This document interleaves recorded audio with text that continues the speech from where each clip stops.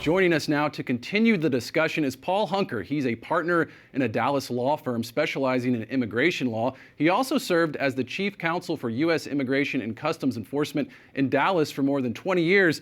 And Paul, I know your Catholic faith is also very important to you as you consider this issue. I just want to set this up a little bit. In your previous job, you worked for ICE, so you know the need to protect the borders. You had to make decisions about deporting immigrants.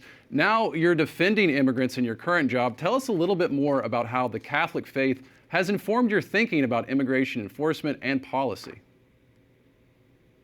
Thank you, Mark. A lot of the decisions we would have to make in working for ICE is sort of weighing whether a non-citizen should be allowed to stay in the United States. Perhaps the person is here illegally, perhaps the person committed a crime, and then we have to make a decision with the immigration judge making the final decision often whether the person gets to get their green card and stay here. And my Catholic faith in part related to this in that it helped me appreciate the importance of family ties.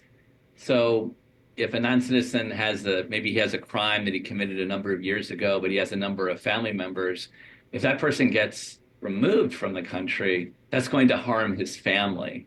So that appreciating the importance of the family and how important a mother is or a father is sort of helped me make some of those calls. Additionally, a lot of what I did when I was the chief counsel was decide whether we should dismiss a case or not proceed against a non-citizen.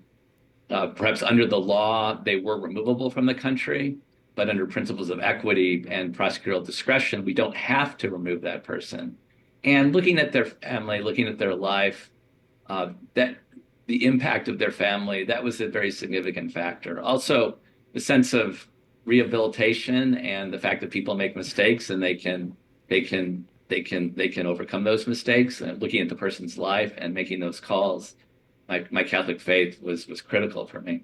Well, let's talk about President Trump's executive order. It's currently blocked, the one on birthright citizenship. Yes. But say it went through. How would ending birthright citizenship impact immigration into the U.S.? I mean, do you think it would stop the flow of illegal immigration? Well, I think the argument is that it would deter people from coming because their children wouldn't be citizens, but wouldn't be citizens if it would deter someone who's undocumented from coming because their children would not be citizens. But I think that's short-sighted. You know, people are coming here to make a better life for their family. They're fleeing persecution, they're fleeing poverty, and that's principally why they're coming.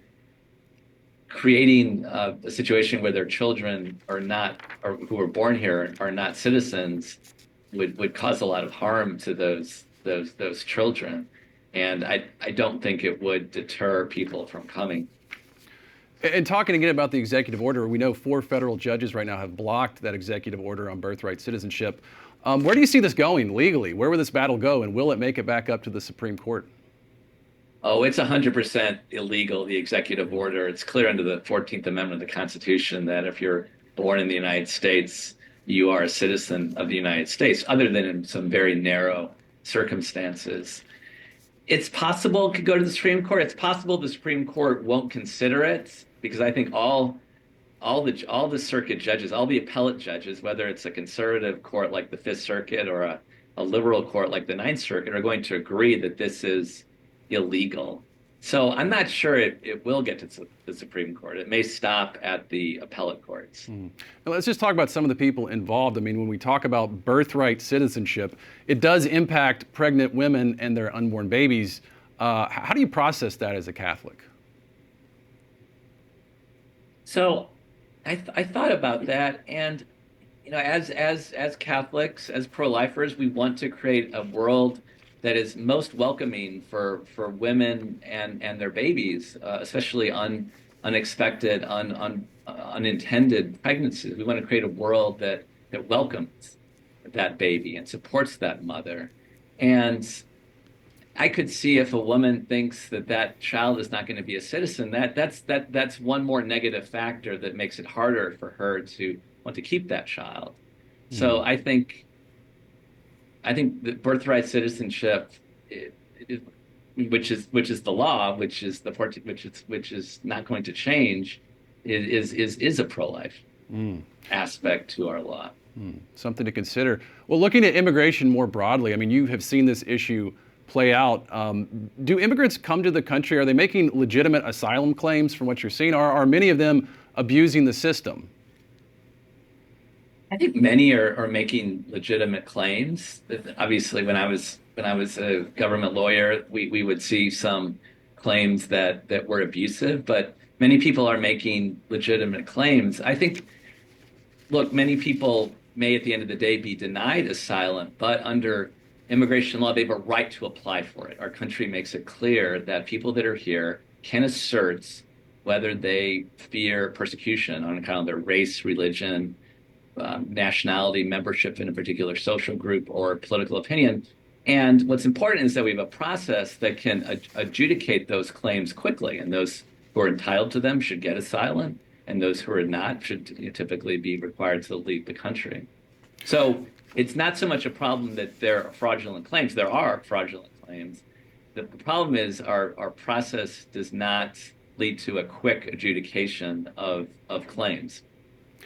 And I know you really consider this issue through Catholic social doctrine. If the church spends time helping millions of migrants, are we ignoring other people in need in our country? I mean, there are many people in need, Paul. And as we know, the Catholic Church in so many ways helps so many different people. You look at all the good that Catholic Charities does in so many ways. And the reality is, people are here, whether they're citizens of the United States or not, they're here and they're needy. And that's our responsibility to help them. I was very moved by the Pope's recent letter to the U.S. bishops on immigration. And that we need to look at these matters from the perspective of the story of the Good Samaritan, and that it helps our country that we help people who are needy sort of acclimate and come into our society. That's a good thing for our country. So it's not that it's not like we're not able to help U.S. citizens because we're helping non-citizens. We're helping everybody. We should help everybody. What did you take away from the Pope's letter mainly? What stood out to you? And I also want to ask at the same time, you're not saying that we shouldn't be enforcing border policy or protecting the country. We should be enforcing the laws. What the Trump administration is doing, which is a violation of human dignity, which the Pope points out in his letter, is taking away people's fundamental rights, or purporting to take away fundamental rights. For example, saying that a child born here may not be a citizen, or denying people basic due process when they're apprehended on the border, not giving them a right to assert that they fear harm. That's a violation. Other things that moved me about the Pope's letter, I think I was very moved by his discussion of the incarnation, and that Jesus came into the world and sort of supernaturalized human realities. And one of those realities was he and his mother and father had to flee because of persecution. So he entered that world, and that is so much part of our world. So many people are fleeing really bad conditions. That was very moving. That was very moving for me. Thank you so much, Paul Hunker, for sharing your perspectives. We appreciate it. Yeah, you bet.